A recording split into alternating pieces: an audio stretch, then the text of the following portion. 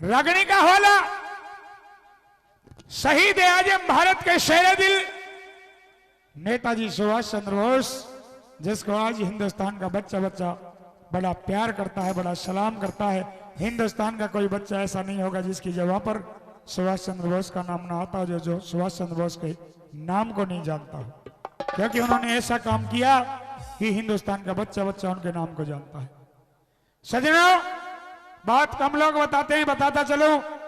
नेताजी सुभाष चंद्र बोस जब अंग्रेजों का राज था, हमारा देश 900 साल गुलाम रहा, 700 साल हमारे ऊपर मुसलमानों ने राज किया, 200 साल उनको अंग्रेजों ने राज किया।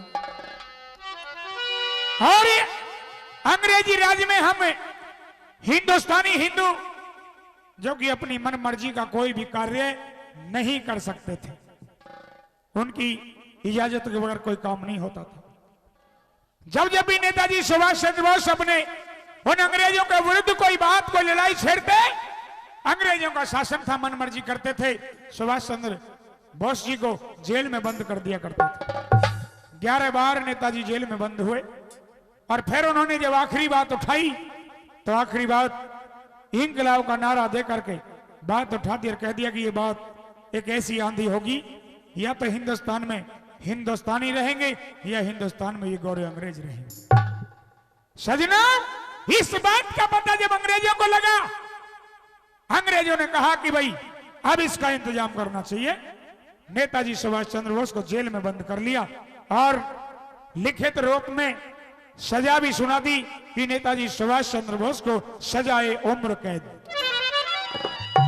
ना ये जेल से बाहर निकलेगा, ना कोई उपद्रव करेगा। नेताजी सुभाष चंद्र बोस का एक यार था जिसका नाम था मोहम्मद जियाउद्दीन। मोहम्मद जियाउद्दीन को पता लगा कि मेरा यार जेल के अंदर बंद हो गया।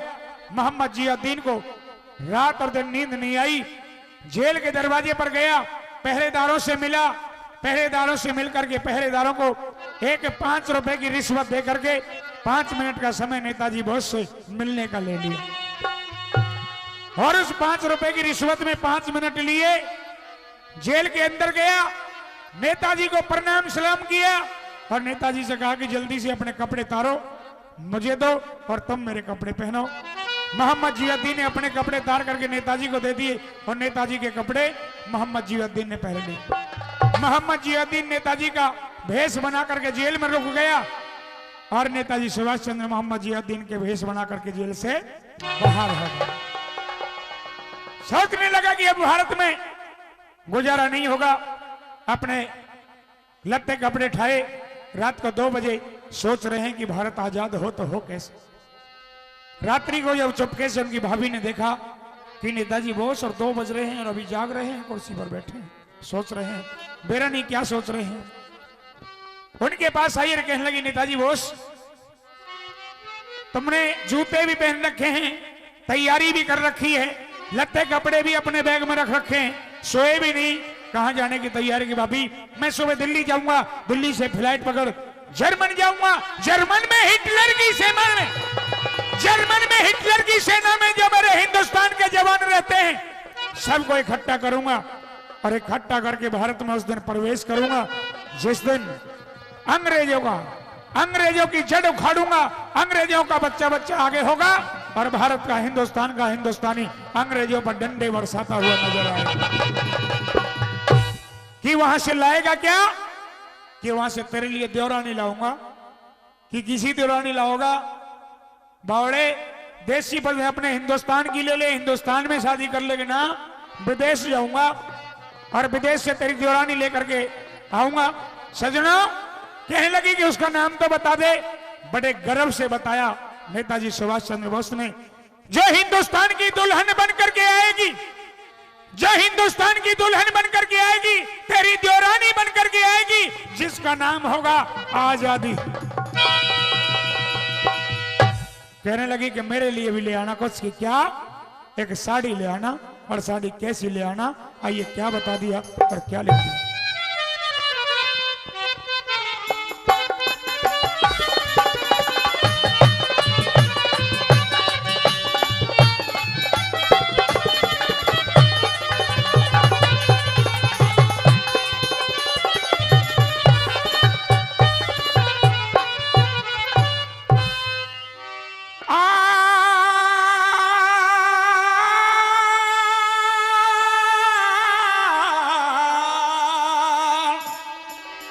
हो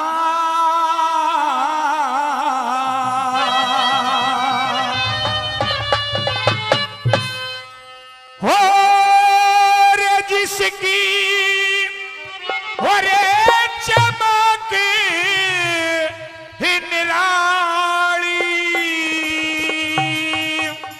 हो रे जिसकी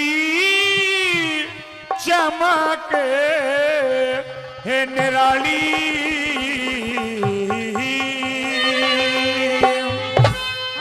और बोस इसी साड़ी लिया दे हो रे जिसकी रे चमक है निराली बोस इसी साड़ी लिया दे हो रे जिसकी चमक है निराली हो जिसकी चमक है निराली हो जिसकी चमक है निराली बोस इसी साड़ी लिया दे हो जिसकी चमक है निराली बोस इसी साड़ी लिया दे हो जिसकी चमक है निराली।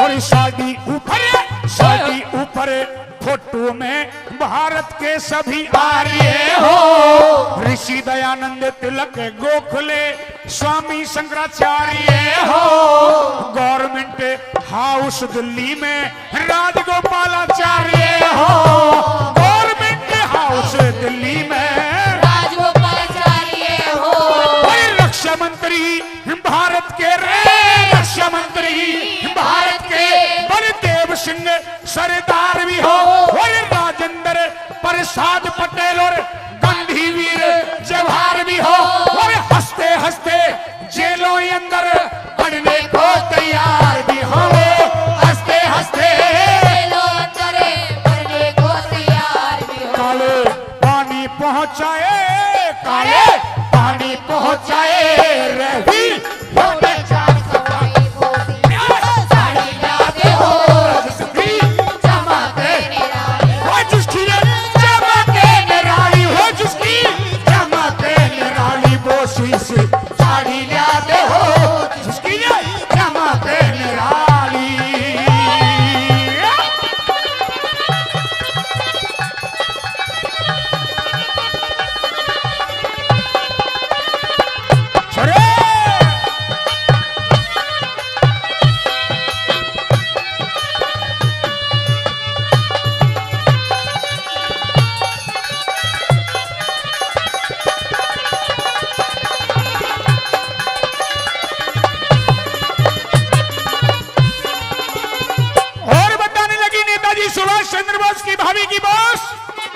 इतना ही नहीं साड़ी के चारों कोने छपे होने चाहिए साड़ी में कोई भी जगह ऐसी ना हो जिस पर जो मैं बता रही हूं इनमें से एक भी नाम रह जाए।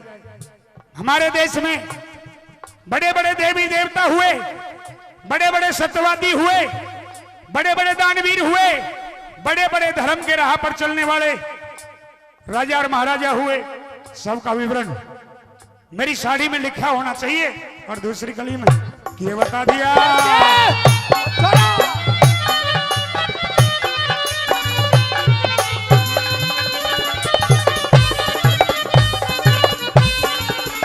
अरे राम और लक्ष्मण राज छोड़ के वन में धक्के खाते हो सबके कारण हरिश्चंद्र भी काशी में बिक जाते हो जगदेव पवार काट के गर्दन दान में नाम कमाते हो जगदेव पवार काट के गर्दन दान में नाम कमाते हो। अरे राजा मोर दज लड़का चीर कृष्ण का सिर जीवाते हो। अरे हिरण्यकुश प्रहलाद भगत को लाल खम्भ पकड़ाते हो। अरे राजा भोजियो रे विक्रमादित्य परे जाता कष्ट मिटाते हो रे राजा भोजियो रे विक्रमादित्य जाता कष्ट मिटाते हो। दिन आजादी का हो रे दिन आजादी का हो रे मुझे मिलने के दिवाली वो से इसी साड़ी लाते हो जिसकी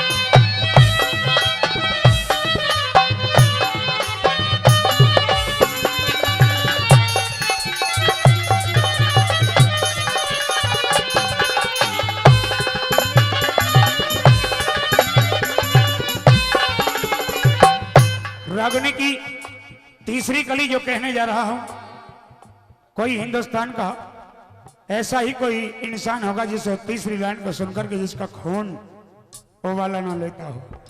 आइए, सारे शहीदों के नाम गिनवा देती है कि इन अंग्रेजों ने हमारे हिंदुस्तान के नौजवानों के ऊपर कैसे कैसे जुल्म ढाए, कैसे कैसे अत्याचार करे।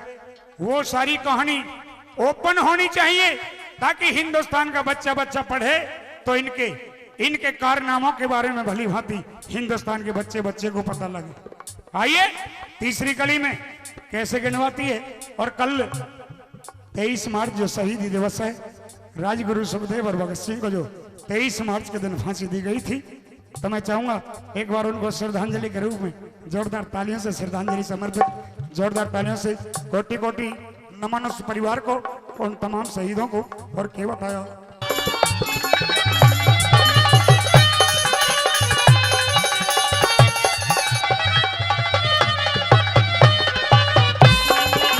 और चंद्रशेखर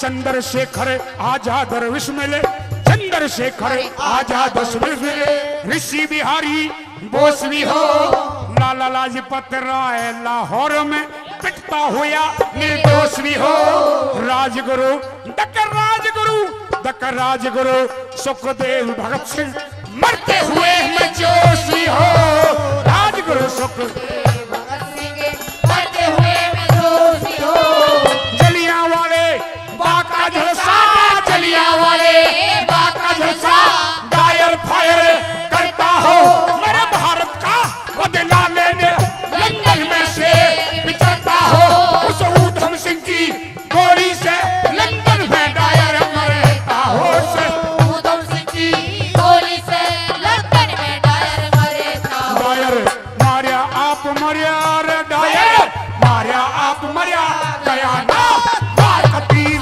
खाली बोसी सी साड़ी लाते हो, जिसकी चमके निराली हो, जिसकी चमके निराली हो, जिसकी चमके निराली बोसी सी साड़ी लाते हो, जिसकी चमके निराली।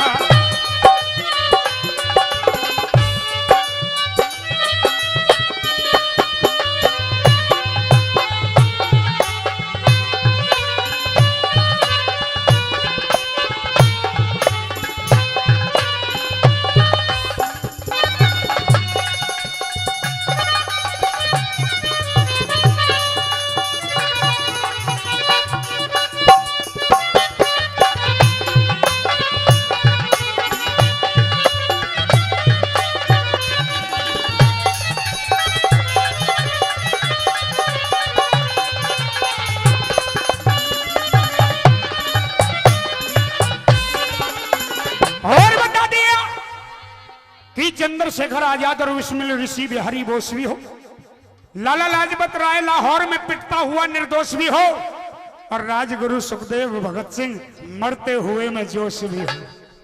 और बता दिया कि जलियांवाले बाग का जलसा डायर फायर करता हो, उस डायर ने हमारे हिंदुस्तान के हिंदुस्तानियों जवानों के ऊपर बड़े बड़े जुल्म ढाए, अत्याचार ढाए। कि जलियांवाले बाग का जलसा डायर फायर करता हो, मेरे भारत का बदला लेने को लंदन में शेर विचरता हो, और उस ऊधम सिंह की गोली से लंदन में डायर मरता हो। कि डायर मारिया आप मरा गया ना, वार कती खाली बोसी सी साड़ी लाते हो, जिसकी चमक निराली। हमारे हिंदुस्तान के बड़े बड़े पौराणिक इतिहास हुए, चाहे रामायण रही हो, चाहे महाभारत रही हो, चाहे गीता रही हो, लेकिन इन अंग्रेजों ने उनको आगे नहीं आने दिया, क्योंकि इनकी हुकूमत थी। आज हम होली मिलन समारोह अपनी मर्जी के मुताबिक मना रहे हैं, लेकिन उनके राज्य में ऐसा नहीं था। आइए, चौथी अंतिम कली में किस तरह से बता दी है, और तीसरी लाइन जो आएगी वो नेताजी सुभाष चंद्र बोस के लिए भी जगह बता रही है कि तुम्हारा भी फोटो मेरी साड़ी में कैसा और कहां और किस पोजीशन में होना चाहिए। बात अच्छी लगे तो नेताजी के लिए जरूर ताली बजाना सुन करके ये बताए वाला।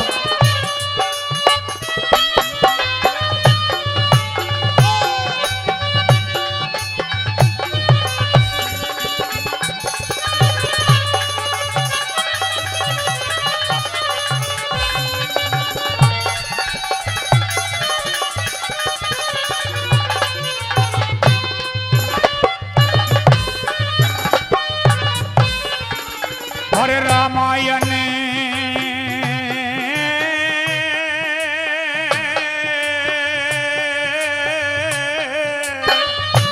रामायण रामायण महाभारत गीता रामायण महाभारत गीता धार्मिक इतिहास भी हो आजादी आजादी आती दिखे और गुलामी का नाश भी हो। नेताजी बोस की लाइन आ रही है, नेताजी तेरी तस्वीर कैसी हो? और लाल किले पे राजधानी में बैठे हैं, लाल किले पे तिरंगा झंडा उसके सामने खड़ा सुहास भी हो। लाल किले पे तिरंगा झंडा उसके सामने खड़ा सुहास भी हो। सरदार सिंह तूफान कहे, सरदार सिंह तूफान कहे, गुरु पृथ्वी खड़ा उमंग में हो। मजदूर किसानों का सेवक सर छोटू राम भी संग में हो। भारत माँ का बच्चा बच्चा आजादी के जंग में हो। भारत माँ का बच्चा बच्चा आजादी के जंग में हो। साख रोड के नक्शे में, साख रोड के नक्शे में रे सब पीछे हारी पारी